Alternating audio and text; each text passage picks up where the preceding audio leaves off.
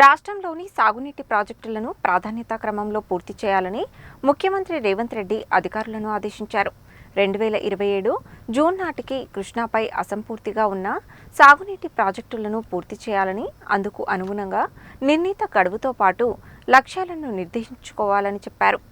రాష్ట్రంలో పెండింగ్లో ఉన్న సాగునీటి ప్రాజెక్టులు అనుసరించాల్సిన కార్యాచరణపై ముఖ్యమంత్రి రేవంత్ రెడ్డి జలసౌధలో మంత్రులు ఉత్తమ్ కుమార్ రెడ్డి, పొన్నం ప్రభాకర్, ప్రణాళిక మండలి వైస్ చైర్మన్ జి. చిన్నారెడ్డి, ప్రభుత్వ ప్రధాన కార్యదర్శి రామకృష్ణారావు, నీటిపారుదల శాఖ ఉన్నతాధికారులతో సమీక్షా సమావేశం నిర్వహించారు. తక్కువ ఖర్చుతో పూర్తి అయ్యే ప్రాజెక్టుల పనులను వేగంగా చేపట్టాలని సూచించారు. కృష్ణా బేసిన్లో ప్రాధాన్యతగా ఎంచుకున్న ప్రాజెక్టులకు అవసరమైన నిధులకు ఇబ్బంది లేకుండా చూడాలని ఆర్థిక శాఖను ఆదేశించారు. భూసేకరణ వేగంగా పూర్తయ్యేందుకు రెవెన్యూ విభాగంతోనూ సమన్వయం చేసుకోవాలని, స్పెషల్ ఆఫీసర్లు పనులను వేగంగా పూర్తి చేయాలని ఆదేశించారు. సూదిని జైపాల్ రెడ్డి, పాలమూరు రంగారెడ్డి ప్రాజెక్టును ఉద్దండాపూర్ వరకు మొదటి ప్రాధాన్యంగా పూర్తి చేయాలని చెప్పారు. ఉద్దండాపూర్ వరకు పెండింగ్లో ఉన్న పనులు 18 నెలల్లో పూర్తి చేయాలని, అందుకు వీలుగా కార్యాచరణ ప్రణాళిక రూపొందించుకోవాలని చెప్పారు. కోయిల్ సాగర్ లిఫ్ట్ ప్రాజెక్టును కూడా వచ్చే ఏడాది జూన్లోగా పూర్తి చేయాలని చెప్పారు. మహాత్మాగాంధీ కల్వకుర్తి లిఫ్ట్, జవహర్ నెట్టెంపాడు లిఫ్ట్, రాజీవ్ భీమా లిఫ్ట్ ప్రాజెక్టులను